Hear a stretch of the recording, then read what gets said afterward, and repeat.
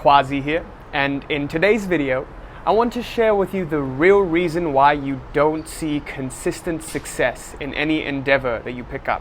Whether this be in your business, you're not hitting a certain revenue target that you have, or you're inconsistent in that, or in your relationships, or even in your health.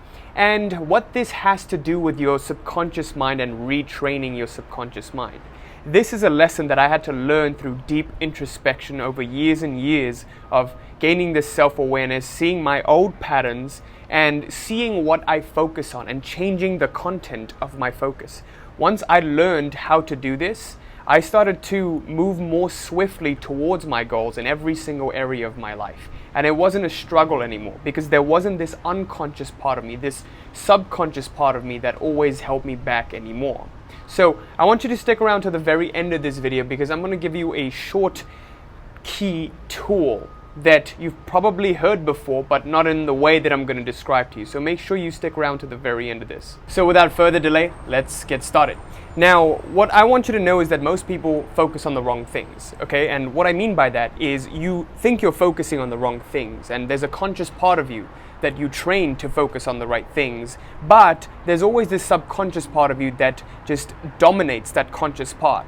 Because what happens is whenever you're going about making a change in your life, a sort of habit, a new way of being needs to kick in.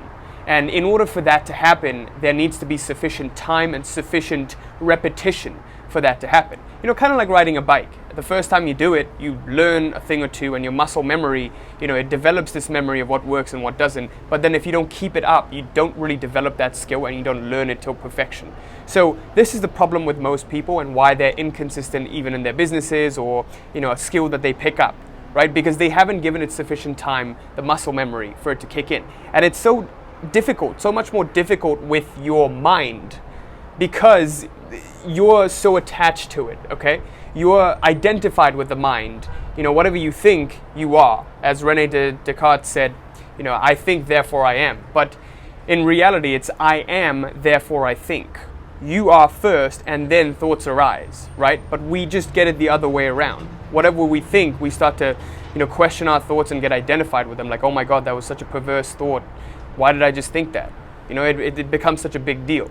So in relation to that, if you want to reprogram your subconscious mind, and if you want to, attain success in a certain field, what you've got to know is there needs to be sufficient time, but also there needs to be sufficient time in focusing on the right thing. So let me give you an example. In my business, I saw that when I first started, I would constantly be focused on worry and fear about where the next client would come from, where I would make money, if I would make enough money to cover my bills or hit my goals and my targets. And every single month, it was this disappointment after disappointment. I would set a goal for 10K a month, but then I would come short at 5K, or I would come short at 8K, and then I would look at other people in similar entrepreneurial groups and I would wonder, well, why can they do it? Why can they do it, but I can't? Right? So you start to compare yourself against them. And this whole time, what happens is when you beat yourself up, when you get into that self-judgment mode, notice the content of your focus, okay? Notice where your attention is going. Your attention is going to, I'm not good enough. I'm not good enough. See, I'm not good enough. 10K a month, I didn't hit that. So you're constantly punishing yourself for not being good enough. You compare yourself to other people, see, I'm not good enough. And you're giving yourself all of these confirmations, which is in your subconscious mind, it's ingraining that programming of you're not good enough. Okay, and then your actions start to reflect that I'm not good enough, and you start to do things that correspond with that I'm not good enough. This all builds up to your self-image and your identity, okay? Which is what I discuss a lot in the channel and even in the Reality Mastery program, where you've probably seen a lot of our clients get really great results. But there's a reason why this happens, okay? I want you to pay close attention to this. Whenever you have a thought within a context of a feeling, when the thought and the feeling come together, it forms an imprint in your subconscious mind, okay? So really think about it this way. Whenever you worry about something and you have a thought directed, the worry is directed to a thought, that then becomes an ingrained pattern, a habit. Okay, it becomes a subconscious habit. So to give you an example, whenever I look at business that I didn't get, right, and then I worry about, oh no, what if this pattern happens again? This forms a memory, a muscle memory, okay? And then it retrains me to look for more and more of that. And I keep focusing more and more of that. And at a certain point, this starts to happen unconsciously. So I start to have this fear about my inadequacies, my shortcomings, and where I won't get clients. So I keep focusing on that. The forefront of my mind is on, oh, I'm not good enough. Okay, look, oh, what if I don't get clients again because I'm not good enough? What if, no client signs up with me because I'm not good enough? What if I don't make enough money because I'm not good enough? It all comes down to that core feeling of I'm not good enough. Okay, so this then is strengthened by that thought. And anytime any nature of your thought is directed to business, that feeling arises again like muscle memory. Do you understand? Like muscle memory, that I'm not good enough comes up again. And then because your thoughts and feelings are ingrained, your subconscious is fully ingrained in that feeling of I'm not good enough, your actions start to bring in more of that I'm not good enough, more of that worry and more of that fear. So all of this really happens unconsciously, right? Because you don't see this happening. It's not like you're choosing for this to happen. So the core question becomes, how do we fix this? Okay, how do you find the source and the root of this problem? And here's how I've done it. Here's how I was able to do it, to go from that 10K a month mindset to getting it to 100K a month, 150K a month, and scaling up my business that way. So the key thing you want to remember is it's your attention, okay, that's being directed to a certain part.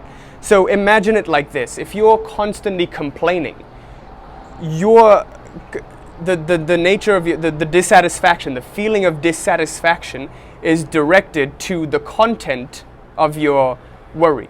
So when the context and the context being that feeling and the content come together, it forms a imprint in your subconscious mind. So you'll see that when you worry, the intensity of your worry is stronger than the intensity of your satisfaction, right? Like your feeling comes together more in worry than it does in actual satisfaction, in actual passion. And because of that, these worries are ingrained deeply, okay?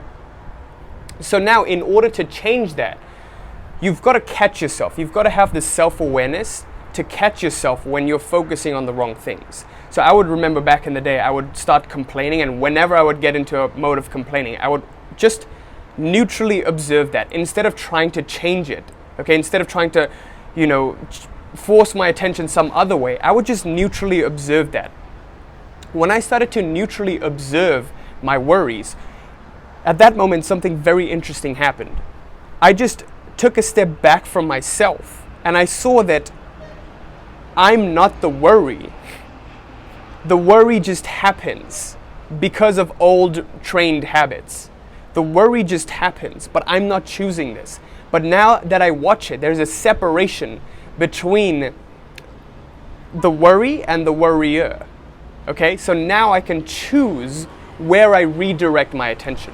So this is number one. Whenever you find yourself focused on the wrong things, right? So there could be a lot of things I can worry about. I could worry about my business breaking down. I could worry about the ad accounts getting shut down. I could worry about our clients not getting results. I could worry about 1,000,001 different things. But I know that consciously I know that worrying doesn't serve me. If it did, I would be the biggest worrier in the world.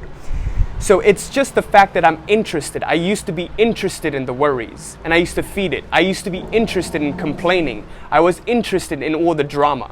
The moment I started to get disinterested and I turned my attention away from all that drama and all that worry, just by gaining that self-awareness and starting to watch myself and catching myself that moment that I start to worry and my attention veers off in the direction that I don't want, that's when everything changed for me.